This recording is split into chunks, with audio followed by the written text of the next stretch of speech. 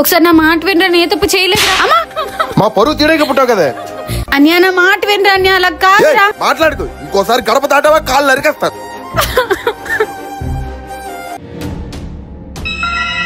రేమో ఒకసారి అలా చూడు, మొన్న మీ చెల్లితో బండి మీద చూసాను కదా, వాడేరా.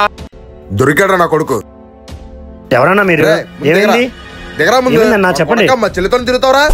ఎందుకు కొడుతున్నా? అసలు ఎవరనుకుంటున్నారు మీరు? నన్ను ఎందుకు కొడుతున్నారు? ఏరా నేను చూడలేదు అనుకుంటున్నావా? అసలు ఎవడీడు? చెల్లెంటి ఈడు బండి మీద వెళ్తుంది.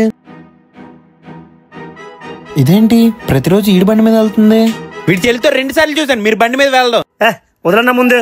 అసలు రోజు ఏమైంది తెలుసా సిస్టర్? మా అమ్మమ్మ కొంచెం హెల్త్ బాగాలే, ఓ 3 days సిలిండర్ బట్టలు ఎక్కించాలి. కొంచెం మా ఇంటికి వస్తారా ప్లీజ్ సిస్టర్, ఎమర్జెన్సీ. సరే అన్న, వెళ్దాం పద. Thank you sister.